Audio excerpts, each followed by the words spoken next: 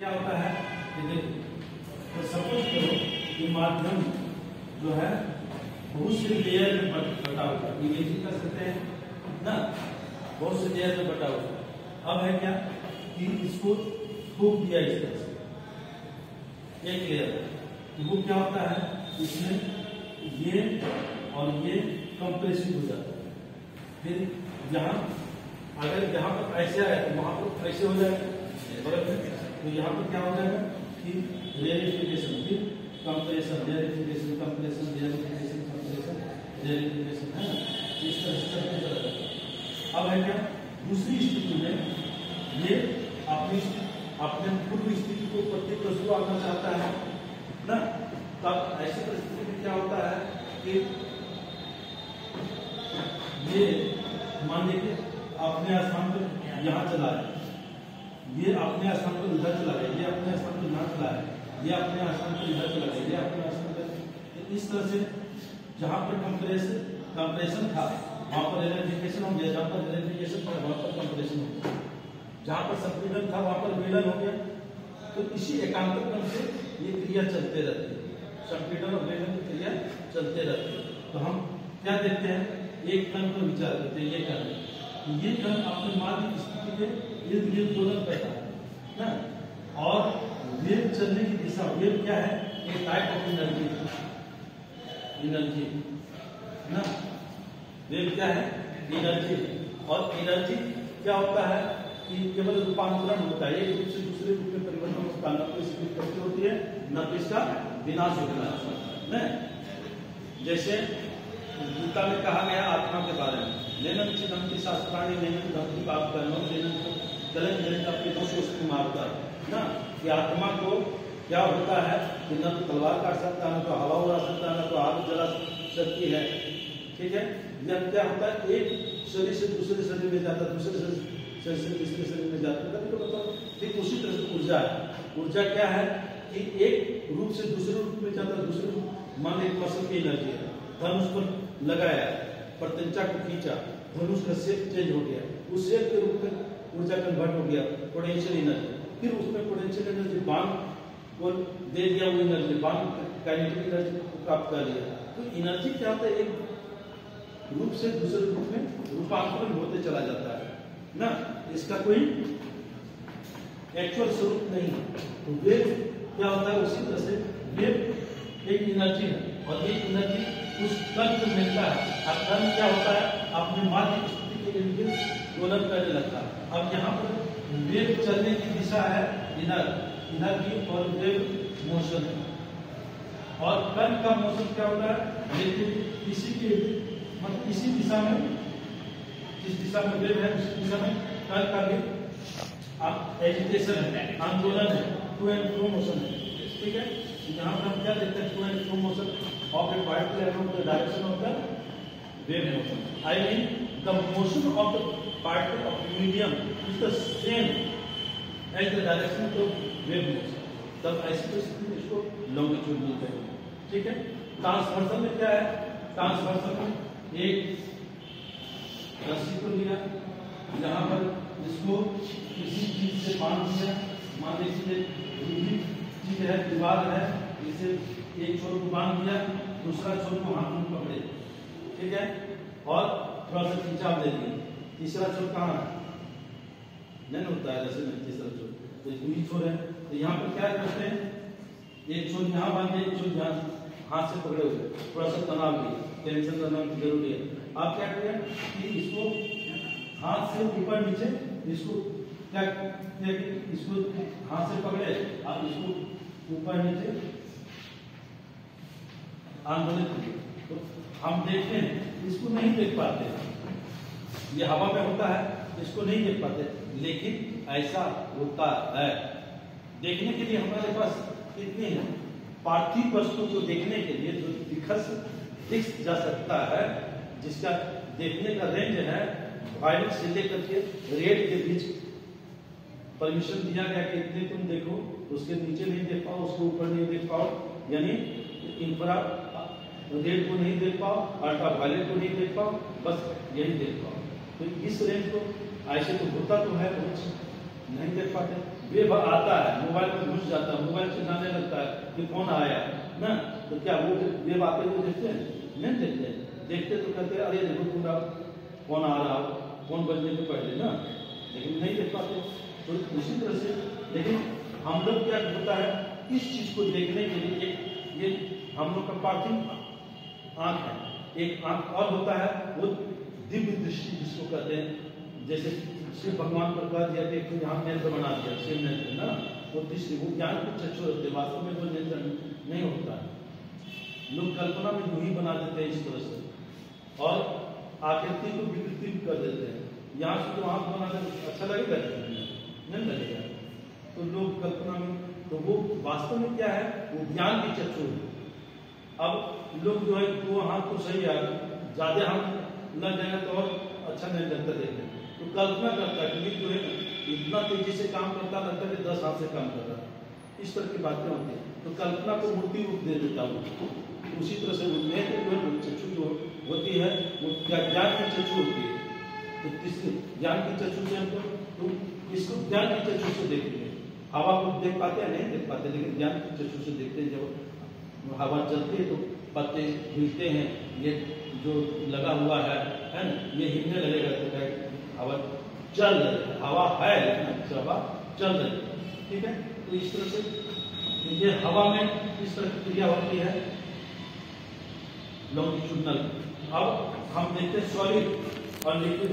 Solid में देखते हैं रस्सी, जिसकी आकृति निश्चित होता है, आयतन निश्चित होता है, उसी में सॉलिड करते हैं, ठीक है। कहते हैं ये रस्सी का आयतन भी निश्चित है, आकृति भी निश्चित है, तो इसके ऊपर सॉलिड है, ठीक है।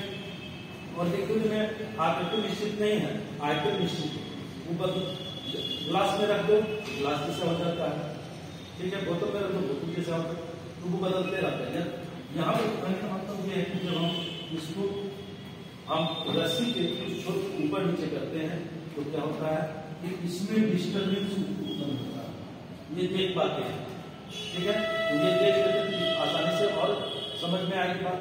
जो देखते हैं, जो साधारण चक्षु से देखते हैं, ठीक है, तो साधारण चक्षु से देख करके और इमेजिन करके जो है अपने ये त्रिनेत्र को, त्रिनेत्र मतलब ज्ञान की चक्षु को हम लोग जागृत करेंगे, ठीक है। तो यहाँ पर देखिए क्या होता है कि बहुत से पार्टिकल है, इस पार्टिकल का क्या है, अब मैक्सिमम पर पहुंच जाती है, ऐसे जाने लगेगा, ये पार्टिकल ऐसे जाने लगेगा, या फिर मात्रा पर पहुंचेगा, तब नीचे उठेगा।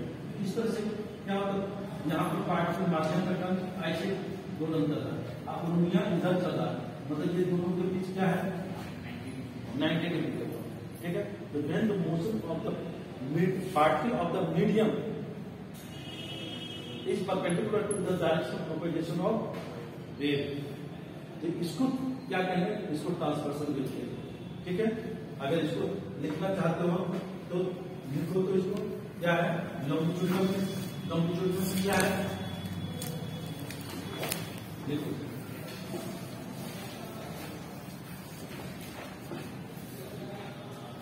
when the particle of medium has to and fro motion along the direction of wave motion, ठीक है। हम क्या बोल रहे हैं, पार्टिकल ऑफ द medium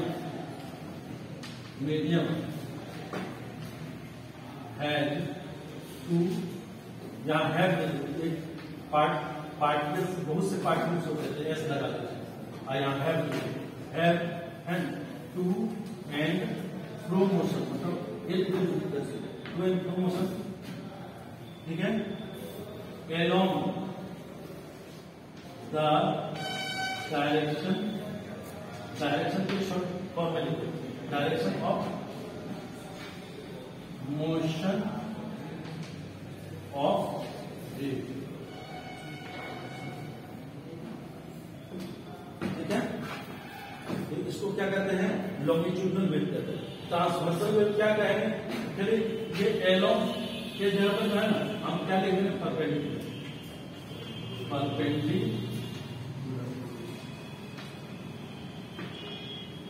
तो हो जाएगा सेम सेंटेंस रहेगा।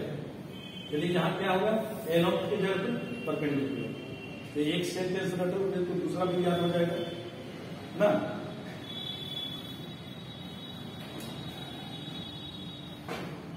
लॉन्गिट्यूडिनल का उदाहरण क्या है, साउंड प्रोपेगेट्स इन एयर, और इसका क्या हो जाएगा, बहुत सा उदाहरण है। साउंड प्रोपेगेट्स इन सॉलिड मीडियम, जैसे लोहा, तांबा, एल्युमिनियम, रस्सी ना, रस्सी से भी साउंड। बच्चा में तुम लोग खेले हो, इधर सलाई में क्या करते थे कि एक रस्सी का एक छोर बांध देते थे, दूसरे छोर बांध देते थे, यहाँ बोलते थे वहां सुनाई पड़ता था अच्छी तरह से ना, या ताल ले लेते थे तो और अच्छी तरह से सुनाई पड़ता था। तो इस तरह से क्या होता है कि हम लोग साउंड को भेजते थे with the help of solid. हवा में ध्वनि का वेग 320 मतलब 320 मीटर प्रति सेकंड है 0 डिग्री सेंटीग्रेड पर, और नॉर्मल टेम्परेचर मतलब 25 डिग्री सेंटीग्रेड या 30 डिग्री सेंटीग्रेड पर वो बढ़ जाता है ना, 332 मीटर प्रति सेकंड हो जाता है। लेकिन वही लोहा में क्या हो जाता है, उसका ध्वनि का वेग कितना हो जाता है, सॉलिड है 5000 मीटर प्रति सेकंड। ठीक है, तो जैसे एग्जाम्पल है ट्रांसवर्सल का, लॉन्गिट्यूडिनल का ना। अब वेद में कुछ वस्तुएं आती हैं, कुछ शब्द आता है, वो शब्द क्या है, टाइम पीरियड। बच्चा क्लास में तो पढ़े टाइम पीरियड है ना, मतलब टाइम पीरियड क्या है, वास्तव में टाइम है, टेकन है ना, टू कंप्लीट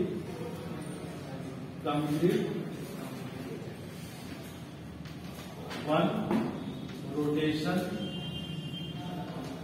या एक रोटेशन या वन ऑसिलेशन। ऑसिलेट का दाता ऑसिलेशन हो जाएगा। तो time taken to complete one, इसी को कहते हैं टाइम पीरियड। ठीक है, और टाइम पीरियड का ठीक उल्टा होता है फ्रीक्वेंसी। फ्रीक्वेंसी, फ्रीक्वेंसी क्या है,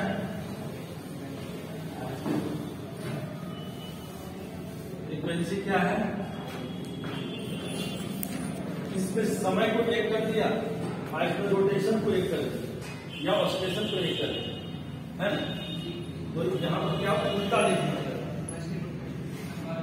क्वेश्चन होता है लेकिन वो मैथमेटिकल स्वरूप है उसका। ठीक है, तो यहाँ पर क्या है, number of rotation in 1 second, number of rotation या जो ऑसिलेट कर रहा था, oscillation in 1 second. 1 second, 1 second में दोलनों या घूर्णनों की संख्या, 1 सेकेंड में दोलनों या घूर्णनों की संख्या। ठीक है, देखो जो नहीं लिख पाते हो तेजी से वो क्या करना, आप तो सबके पास एंड्रॉइड है, उसको फोटो खींचते चलना या वीडियो लेते चलना, घर पर इतना से पॉज करके लिखते चले जाना। ठीक है,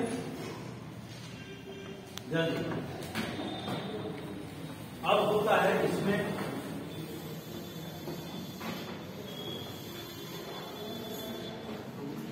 दूसरी बात एम्पलीट्यूड। एम्पलीट्यूड में आयाम, आयाम। हम देखते क्या है कि पेंडुलम को लेते हैं, सिंपल पेंडुलम, अब इसको डिस्प्लेस करके छोड़ देते हैं है ना, ये अपने माध्य स्थिति के इर्द गिर्द दोलन करने लगता है। ये एक्सट्रीम पॉइंट है, ये मिड पॉइंट है, ये एक्सट्रीम पॉइंट। ये एक माध्य स्थिति है, ये तो कहां से कहां तक अधिकतम वो डिस्प्लेसमेंट तय करता है। अधिकतम माध्य स्थिति से महत्तम होगी, क्या बोले तो हाँ, माध्य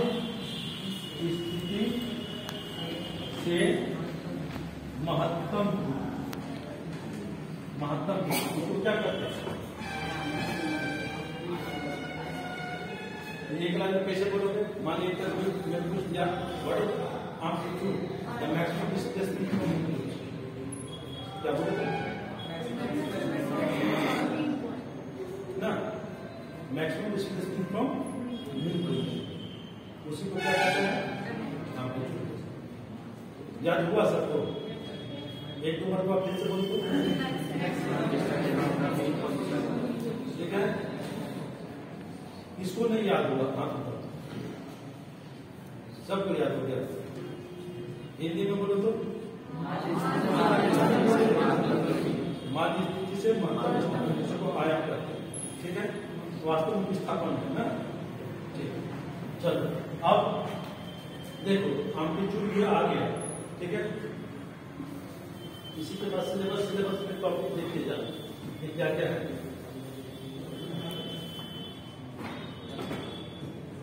तो अब है क्या, देखो हमको वेब के बारे में जान गया। वेब का ये सब मटेरियल है। अब वेब का सबसे पहले डिस्प्लेसमेंट देखेंगे, फिर वेलोसिटी देखेंगे, फिर एक्सेलरेशन देखेंगे ना। तो वेव का अगर मान लीजिए वाई दिशा में हम लेते हैं तो ये होता है ए साइन ओमेगा टी।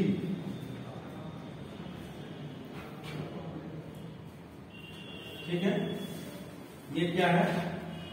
किसी भी क्षण वस्तु की स्थिति वाई एक्स एक्सिस में भी लेंगे, ए कॉस ओमेगा टी।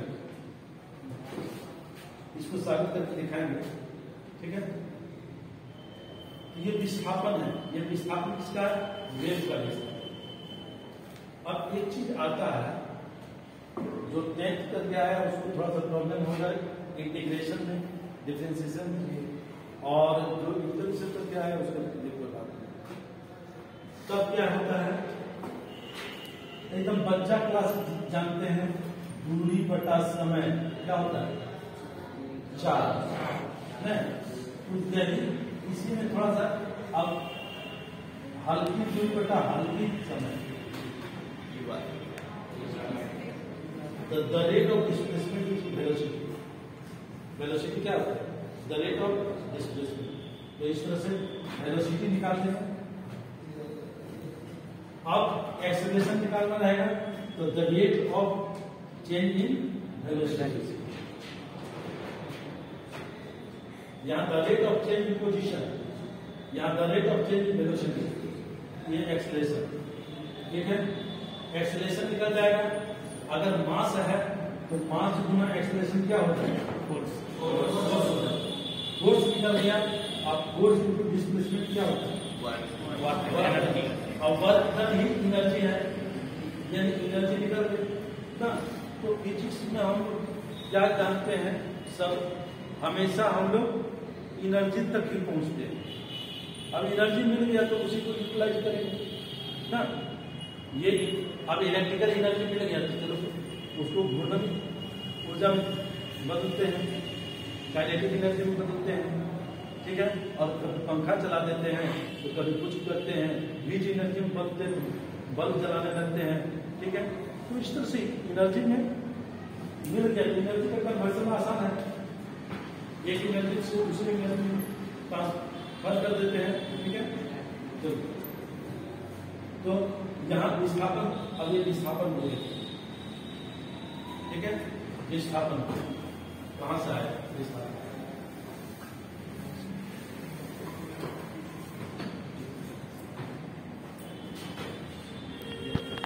तो देखो ये एक सर्कुलर पाथ, ये आओ बैठो बैठो ना, ये सर्कुलर पाथ है, ये एक्सिस है जो एलोंग द डायमीटर है, ये भी एक्सिस है। ठीक है, एलोंग वाई एक्सिस है। एक कण यहां चलना शुरू किया, यहां चलना शुरू किया, मान लें कि t बराबर 0 समय, मतलब इनिशियल बिंदु यहीं से चलना शुरू किया। अब ये कांस्टेंट वेलोसिटी से यहां पर चल रही होती है, तो किसी क्षण कभी कभी यहां पर भी तो हो सकता है, कभी यहां पर भी तो हो सकता है ना। चलो तो यहां पर मान लें कि किसी क्षण मतलब t बराबर t समय में यहां से यहां तक आने में t समय लगेगा। अब मान लें उसका एंगुलर वेलोसिटी ओमेगा है। एंगुलर वेलोसिटी मतलब क्या होता है? बच्चा क्लास में एंगुलर वेलोसिटी को थीटा कहते हैं, the rate of change angle है ना। दिक्कत नहीं है यहाँ पर। अगर इस चीज को नहीं जानते हो तो गेट बाय हार्ट ना, एकदम छूटे नहीं, याद करें। तो ओमेगा और थीटा, थीटा का क्या हो जाएगा? तो दोनों पोजीशन के कारण यहां पर जो एंगल बना, ठीक है। अब देखो इसका प्रक्षेप डालते हैं, प्रक्षेप तो फेंकना होता है, उसी से बना है प्रक्षेप पास, फेंक के मारने वाला अस्त्र नहीं, फेंक के मारने वाला अस्त्र प्रक्षेप पास। तो यहाँ पर तो ये मान लेंगे कि अब देखो अगर ये यहां पहुंचता, A1 पहुंचा, ये B1 पर पहुंचता, ये A2 पर पहुंचता, ये B2 पर पहुंच जाता, ये A3 पर पहुंचता तो ये B3 पर पहुंच जाता, ये यहां पर पहुंच जाता, सेंटर पर चलाता। ये क्या है? पर प्रोजेक्ट प्रक्षेप है, प्रोजेक्टर में लगता है तो लाइट फेंकता है, यहाँ पर लाइट आ जाता है और जो मतलब ये प्रदर्शित करना रहता है सब यहाँ पर स्क्रीन पर दिखता है।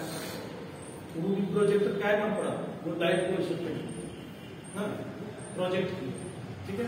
तो यहाँ पर आएगा तो उसका प्रोजेक्शन यहाँ पर आएगा तो प्रोजेक्शन यहाँ पर आएगा तो प्रोजेक्शन यहाँ पर आ गया, तो दोनों मिल गया। फिर ये पार्टिकल यहाँ पर आया तो प्रोजेक्शन भी यहाँ, पार्टिकल यहाँ पर आया तो प्रोजेक्शन यहाँ, पार्टिकल यहाँ पर आया तो उसका प्रोजेक्शन यहाँ, पार्टिकल यहाँ पर आया प्रोजेक्शन यहाँ, फिर पार्टिकल यहाँ आ गया तो दोनों सेम हो गए। तो यहाँ पर हम कुछ देख रहे हैं, when a particle moves on a circular path, its projection on the अभी x एक्सिस तो उसका प्रोजेक्शन क्या होता है? यहां से यहां जाता है, फिर यहां से यहां आता है। जब यह सर्कुलर पाथ है तो वो क्या होता है? वो टू एंड फ्रो मोशन करने लगता है। कौन? उसका projection. When a body moves on a circular path, then its projection has to and fro motion. मतलब टू एंड फ्रो मोशन मतलब इर्द गिर्द गति, इसके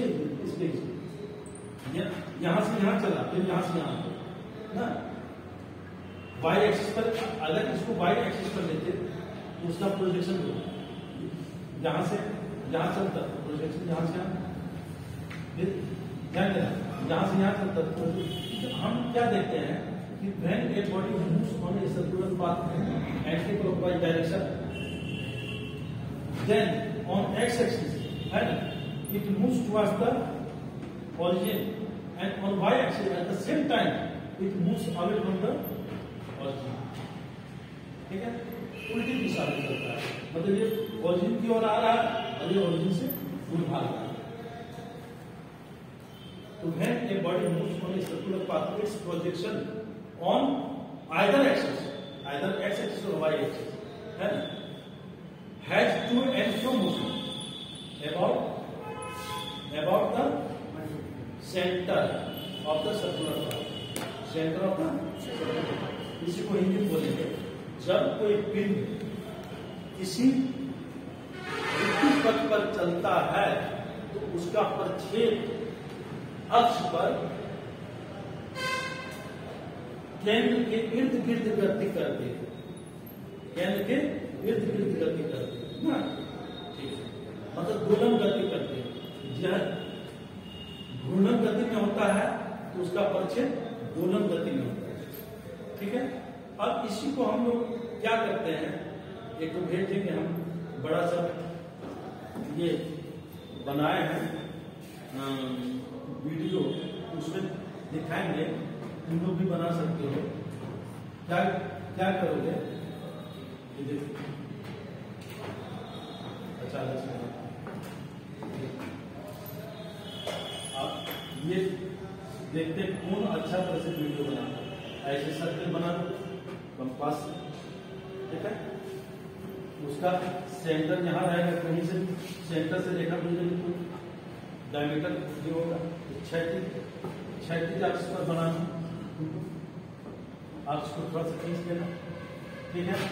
यहाँ पर सेंटर है, आप क्या करना, यहाँ पर दो दाना रखना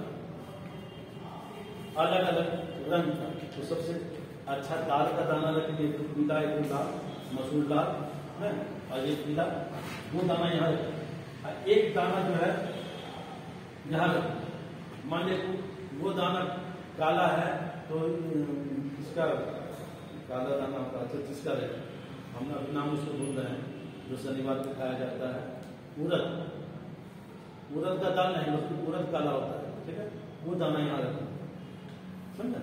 और तब अपने से एक इस तरह का मतलब मैक्सिमम डिस्प्लेसमेंट वाला ठीक बनाना, ऐसे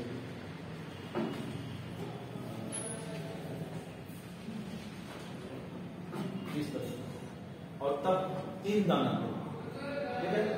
अब क्या करेंगे, वीडियो को जो है उसको कांस्टेंट कर देंगे, उसको अब एक सेकंड पर पॉज करेंगे, रिलीज किया, ठीक है, फिर वीडियो लिया 1 सेकंड का, फिर पॉज करते हैं, बंद नहीं करेंगे, पॉज करेंगे, फिर तब क्या करेंगे, इस एक दाना को यहाँ थोड़ा खिसकाएंगे, इसके दाना को यहाँ थोड़ा हल्का सा, इस दाना को इस पर थोड़ा सा खिसकाएंगे, ठीक है।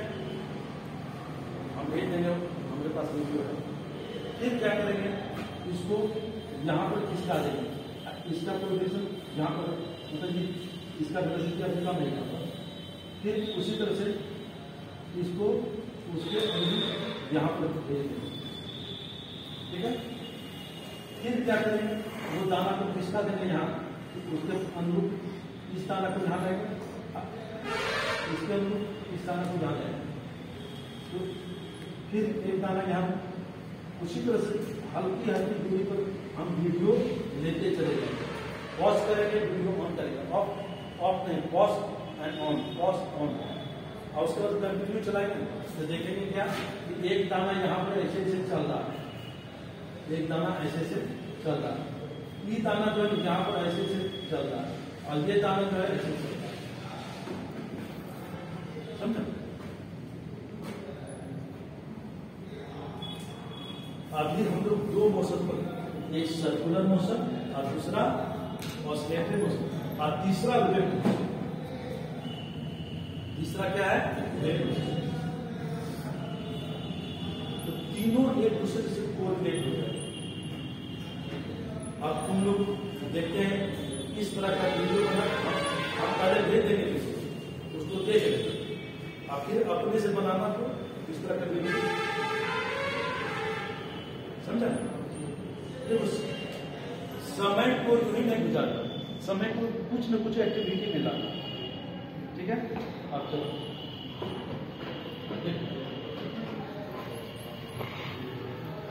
अब क्या करते हैं,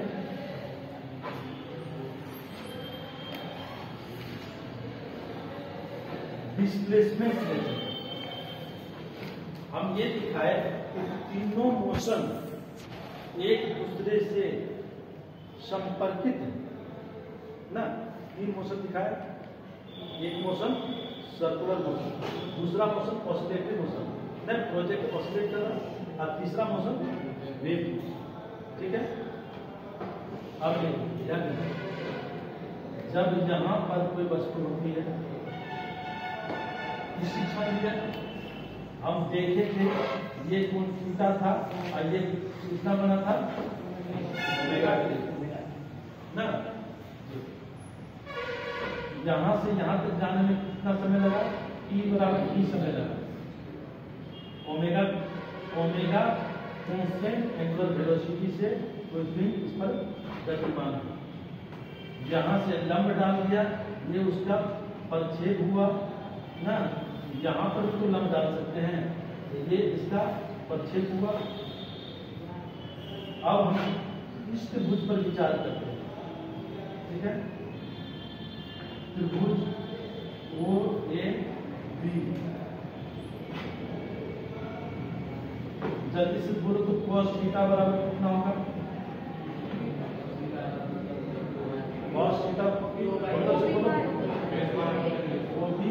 बटे OA, ठीक है। अच्छा, एक ये इसकी त्रिज्या कांस्टेंट बदलता नहीं है, त्रिज्या कांस्टेंट है, तो चलो इस त्रिज्या को R मान लें, कहीं भी जाएगा ये हमेशा कांस्टेंट है। हाँ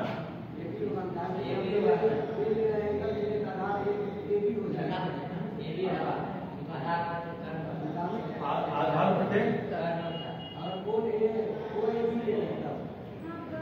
थीटा। अच्छा चलो, बाई में हम गलती किए, ऐसे देखो कोण AOB बराबर क्या होगा? cos थीटा क्या होता है? आधार बटे आधार क्या है? AB है कि OB है? आधार क्या है? OB है, ठीक है। OB देखो, अक्साइड कितना है? OA, वही तो लिखे वो जो आपने लिए ना एंगल वो नहीं होगा, वहाँ पे होगा AOB।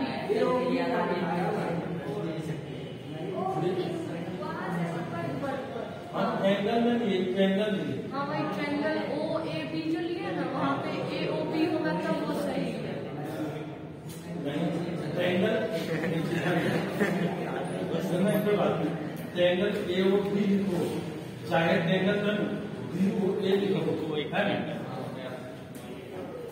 तो ट्रायंगल एंगल जो है ना, एंगल इस तरह से लिखा जाता है, एंगल ऐसे लिखो, चाहे एंगल BOA लिखो, देखो एंगल, हाँ यही कंसेप्ट गठवा दिया जाता है, वही गलती करता है टीचर, समझा देना चाहिए। ये एंगल है, ये ट्रायंगल है, तो ट्रायंगल को ऐसे AOB या OBA या AB को ऐसे ट्रायंगल है। अब एंगल लेंगे तो जिस चीज को जिस एंगल को रखना रहता है उसको बीच में रखते हैं, है ना, ठीक है। आज के बाद ऐसा नहीं कंफ्यूजन करते, ठीक है। तो आधार जिस पर कौन आधारित रहता है तो पड़ल है इसी पर, कौन जो इसी पर पड़ल है आधार जो सामने दिखता है कौन का वो लंब होता है, ये लंब होता है, ठीक है। तो चलो लंब को भी लिखते हैं, हाँ ठीक है। जो बच्चा में नहीं सुधार सका अभी सुधार। साइन थीटा क्या लिखे? यहाँ पर AB बटे OA ना, कोई दिक्कत है? अच्छा, क्योंकि ये x एक्सिस है, यहाँ का विस्थापन x है, ये y एक्सिस है, यहाँ से यहाँ तक विस्थापन y, ठीक है। इसका मतलब क्या है कि AB जो है, मतलब ये CO जो है वो क्या होगा? y बराबर होगा, कोई दिक्कत नहीं है। चलो अब दिक्कत में है तो लिखो नहीं, दिक्कत मान लीजिए R, ये होगा R, कितना हो जाएगा? यहाँ पर क्या होगा? y equal to R sine theta लिख सकते हैं, लिख सकते हैं, ठीक है। y इक्वल टू जो है R साइन ओमेगा टी लिख सकते हैं, लिख सकते हैं, ठीक है। अब देखो ध्यान देना, हम लोगों ने देखा जो ये प्रोजेक्शन है, projection to and to motion है, तो माध्य की स्थिति ये है, ये माध्य की स्थिति है और ये एक्सट्रीम पोजीशन है ना। तो ये माध्य स्थिति से अधिक नहीं करना है, तो माध्य स्थिति से महत्तम विस्थापन को डैश करते हैं, खाली जगह को करो आयाम करते हैं, नहीं माध्य स्थिति से महत्तम विस्थापन को आयाम करते हैं। तो यहाँ पर जो है आयाम कितना हुआ, उसका रेडियस के बराबर हुआ, मतलब यहाँ आर क्या हुआ, वो रेडियस है, और यही एम्पलीट्यूड हो गया, यही क्या हो गया, एम्पलीट्यूड हो गया। और एम्पलीट्यूड के लिए हम अगर ए लिखते हैं तो कोई अतिशक्ति है, तो एम्पलीट्यूड भी यहाँ पर लिखो। अभी तुरंत हम लोग देखिए वाई अक्ष पर जो है विस्थापन जो फॉर्मूला दिए थे, विस्थापन है वाई अक्ष पर, ठीक है, साइन ओमेगा टी होगा। अब परिचय क्या है, परिचय यही है, वाई क्या है, किसी क्षण विस्थापन, वाई क्या है, इंस्टेंटेनियस डिस्प्लेसमेंट या पोजीशन, इंस्टेंटेनियस पोजीशन विकल्प, पोजीशन, ठीक है। ये क्या है, ये क्या है, एम्पलीट्यूड, ओमेगा क्या है, एंगुलर वेलोसिटी,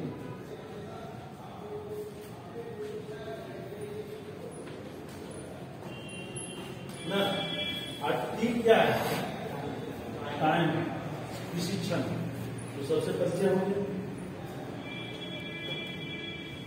ये शरीर है, कहते हैं ये क्या है, आंख है, ये क्या है, नाक है, इस तरह से।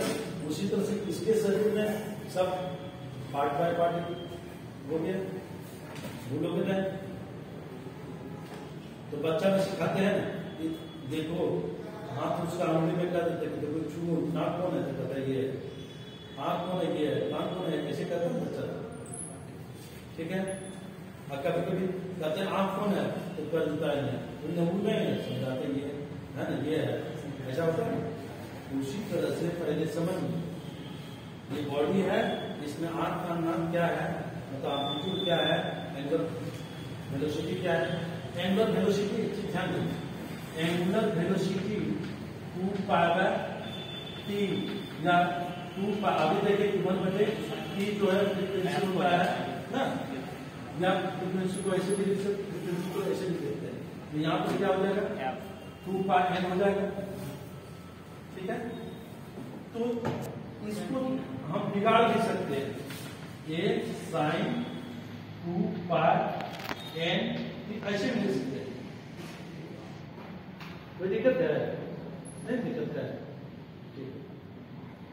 अरे शरीर वही है, कभी कोट पहन के चलाया, कभी जैकेट पहन के चलाया, और कभी गर्मी से कुछ न कुर्ता पैजामा है, तो वही, तो शरीर वही है, चेहरा वही है, कभी कभी बांध देता दूसरा ना।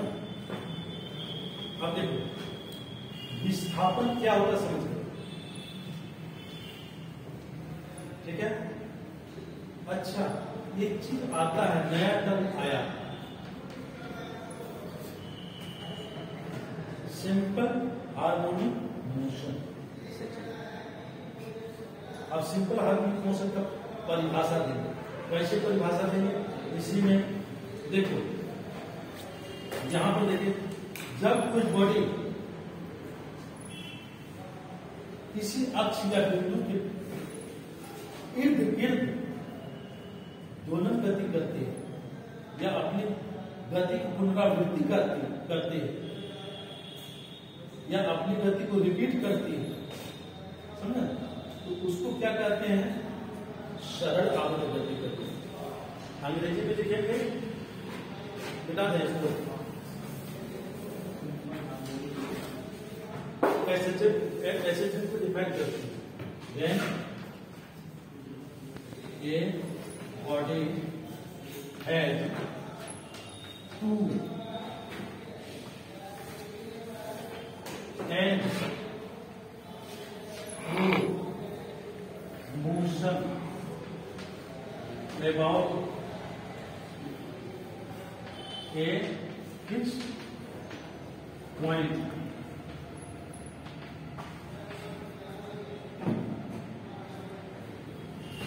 मुहावरा है, याद रखना। जिसका अर्थ नहीं जानोगे उसको पूछ लेना।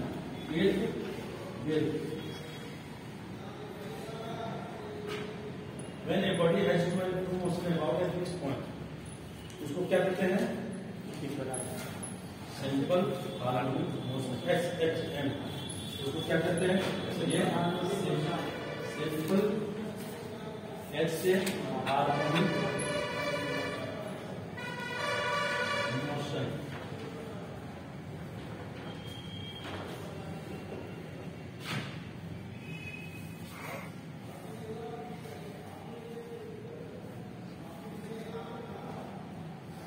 ठीक है, एक काम करें, बीच बीच में पॉज करते चले जाओ, वीडियो इतना लंबा हो जाएगा ना तो दिक्कत हो जाएगा ना।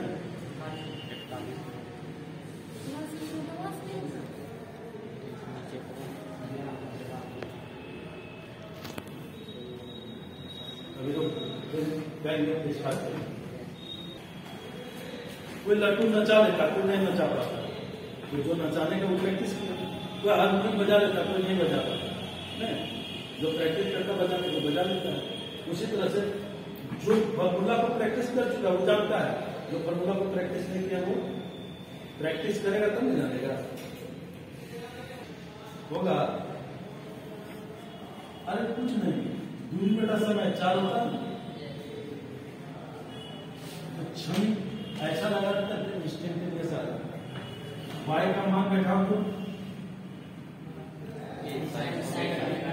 ये साइन और कांस्टेंट कर्व को बाहर निकाल देते हैं।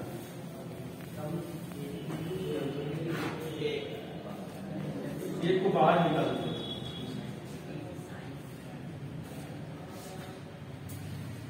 चावल में कंकड़ आ गया तो चुन के बाहर कर दिया, क्या कांस्टेंट है? फिर उसको सिधाएंगे चावल, भात बनेगा तो तुमने तो कंकड़े सिधा कर दिया, खाना बना, भात नहीं बनेगा। उसको क्या करते हैं? चुन के बाहर कर